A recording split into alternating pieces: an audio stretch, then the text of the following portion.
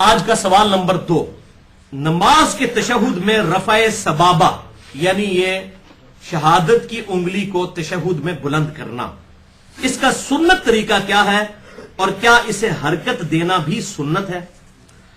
تو بھائیو، اس حوالے سے صحیح مسلم میں اوپر تلے 6 احادیث موجود ہیں انٹرنیشنل نمبر کے مطابق 1307 سے لے کر 1312 تک، اور مشکات میں 906 سے لے کر 908 تک 2 صحابہ سے، ابن عمر اور ابن زبیر رضی اللہ تعالی عنہما، ان سے کہ نبی صلی اللہ علیہ وسلم جب بھی نماز میں تشہد میں بیٹھا کرتے تھے تو بیٹھتے ہی آپ صلی اللہ علیہ وسلم اپنی یہ درمیان کی انگلی اور انگوٹھے کا حلقہ بنا لیا کرتے تھے یوں، اور یہ 2 انگلیاں بند کر کے۔ ایک یہ طریقہ ہے ان 6 حدیثوں میں، اور دوسرا یہ ہے کہ آپ صلی اللہ علیہ وسلم 53 کا عدد بناتے تھے۔ اب یہ عربی میں سمجھا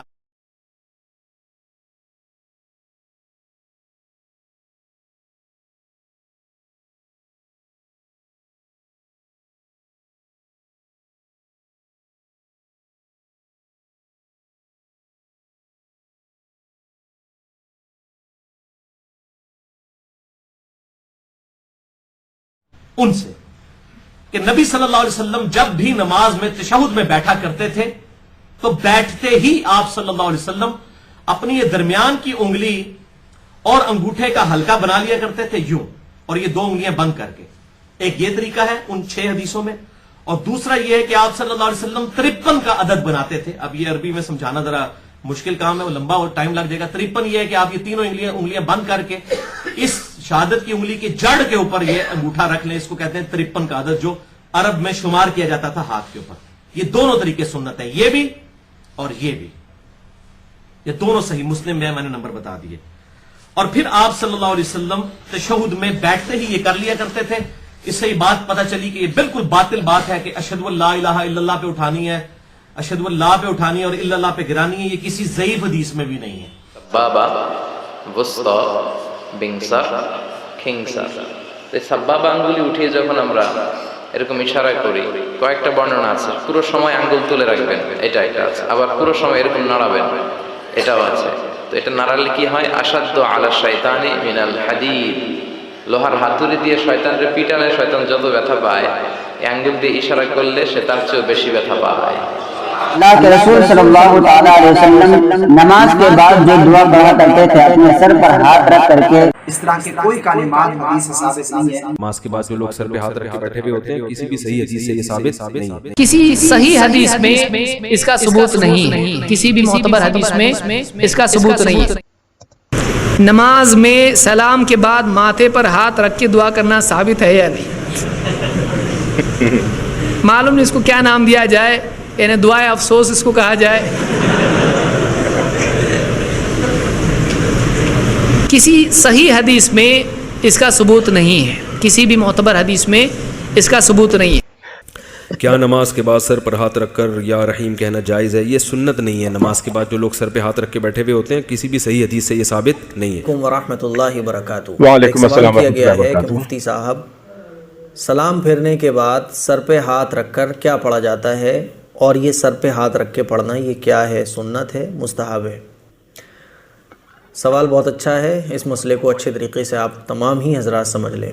بعض لوگ تو ہمارے معاشرے میں وہ ہیں جو اس مسئلے کو صحیح سمجھتے ہیں، بعض لوگ وہ ہیں جو اس کو سنت سمجھتے ہیں، اور بعض لوگ وہ ہیں جو کنفیوز ہیں کہ یہ سر پہ ہاتھ رکھ کے پڑھا کیا جاتا ہے۔ آج انشاءاللہ اس کلپ کو دیکھنے کے بعد کوئی کنفیوژن آپ کے باقی نہیں رہے گی۔ نماز کے بعد سلام پھیر کے جو ہاتھ رکھے کچھ لوگ پڑھتے ہیں، گھر میں خواتین بھی پڑھتی ہیں، تو بعض لوگ پڑھتے ہیں یا حفیظو، بعض لوگ پڑھتے ہیں یا قویو، کوئی کچھ پڑھتا ہے، اسی طرح سے کوئی کچھ پڑھتا ہے۔ تو یہ جو سلام پھیرنے کے بعد سر پہ ہاتھ رکھ کے پڑھا جاتا ہے یہ سنت نہیں ہے، اس کو اچھے طریقے سے سمجھ لیں۔ اگر کوئی اس کو سنت سمجھ کے کرتا ہے نا، سنت سمجھ کے پڑھ رہا ہے، تو اپنی اصلاح کر لے، یہ سنت نہیں ہے۔ وضو کے بعد آسمان کی طرف انگلی اٹھانا، وضو کے بعد دعا پڑھتے وقت آسمان کی طرف شہادت کی انگلی اٹھانا سنت ہے یا نہیں؟ ابو جمانہ سعودی عرب سے۔ کلمہ شہادت پڑھنا تو سنت ہے، آسمان کی طرف دیکھنا یا انگلی اٹھانا یہ سنت سے ثابت نہیں ہے۔ صرف کلمہ شہادت پڑھنا سنت سے ثابت ہے، اور اس کی صحیح روایتیں 2 ہی ہیں۔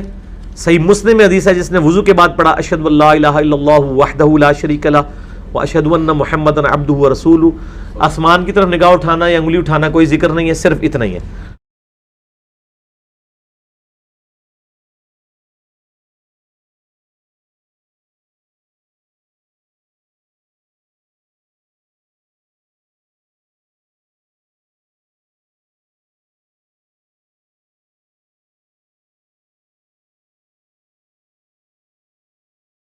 उसके लिए जन्नत के 8 दरवाजे खुल जाएंगे। और सुनन निसाई अल कुबरा के अंदर मौजूद है कि जो नमाज के बाद पढ़ता है सुबहानक अल्लाहुम्मा, वुजू के बाद सुबहानक अल्लाहुम्मा व बिहम्दिका अशहदु अल्ला इलाहा इल्ला अंता अस्तगफिरुका व अतूबु इलैक, जो महफिल से उठने की दुआ है, जो सुबह शाम जो फर्ज नमाज के बाद भी इज़कार में शामिल है। अल्हम्दुलिल्लाहि रब्बिल आलमीन वस्सलातु वस्सलामु अला नबियिना मुहम्मद व अला आलिहि व अस्हाबिहि अजमईन वमन तबिअहुम बिइहसानिन इला यौमिद्दीन, अम्मा बाद। मोहतरम नाज़रीन व मुशाहिदीन, अस्सलामु अलैकुम व रहमतुल्लाहि व बरकातुहू। आज की इस नशिस्त का मौजू है बिदअत सहाबा किराम और अइम्मा किराम की नज़र में।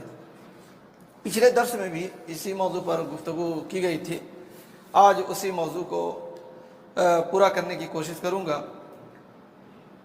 बिदअत के बारे में तो हम और आप जानते ही हैं कि अल्लाह के नबी सल्लल्लाहु अलैहि वसल्लम ने ताकीद की है कि कोई आदमी बिदअत वाला काम न करे, और जो आदमी कोई नया काम इस दीन में ईजाद करेगा वो उसी को ऊपर रद्द कर दिया जाएगा। उसकी कोई अहमियत नहीं है। उसका यानी वो आमाल अगरचे देखने में अच्छे नज़र आए लेकिन दीन में उसका कोई मुकाम नहीं है। मन अहदथ फी अम्रिना हाज़ा मा लैसा मिन्हु फहुव रद्द। और दूसरी जगह अल्लाह के नबी फरमाते हैं मन अमिल अमलन लैसा अलैहि अमरुना फहुव रद्द।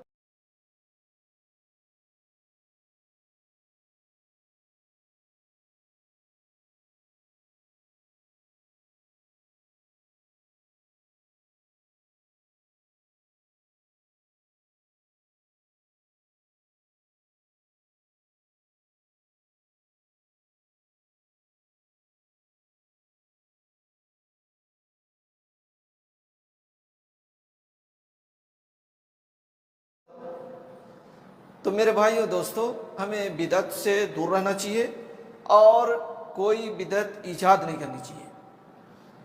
बाद लोग इस नज़रिए से ईजाद करते हैं कि देखने में अच्छा है और इससे तज़कीर हो रही है फ़लाँ चीज़ की, और इसमें कोई नुकसान वाली चीज़ नहीं है, कोई बुरी चीज़ नहीं है।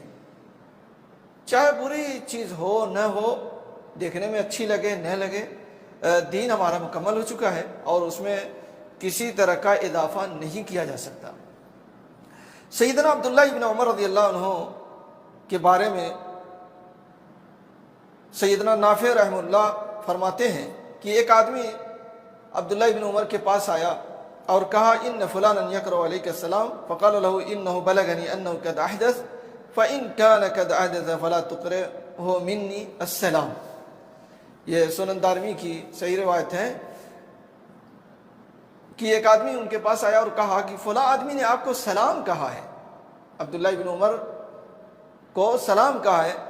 तो अब्दुल्ला इब्न उमर रज़ियल्लाहु अन्हु ने फरमाया कि मैंने सुना है कि उसने बिदअत ईजाद की है, कोई बिदअत वाला अमल किया है या कर रहा है, तो अगर ये सही है तो उसे मेरी तरफ से सलाम मत पहुंचाना, सलाम उसको मेरी तरफ से नहीं पहुंचाना। यानी इस तरीके से ये लोग बिदअतियों से नफरत करते थे कि सलाम भी नहीं, सलाम का जवाब भी नहीं देते थे उनका। तो मेरे भाइयों दोस्तों, बिदअत असल में खतरनाक चीज़ है ही है। अगर इस दीन में हम जो कुछ कुरान से और हदीस से हमको मिला है, अगर हम उस पर अमल करें तो यही काफ़ी है। लेकिन अगर एक बिदअत ईजाद करेंगे तो दूसरा आदमी आएगा तो दूसरी बिदअत, तीसरा आदमी आएगा तीसरी बिदअत, इस तरीके से दीन खराब हो जाएगा।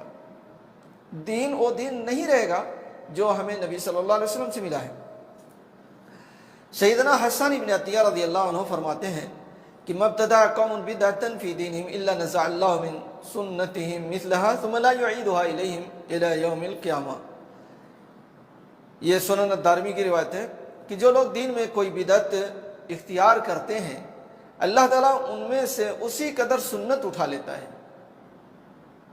اسی قدر سنت اٹھا لیتا ہے، اور پھر وہ سنت قیامت تک ان لوگوں میں نہیں لوٹایا جاتا.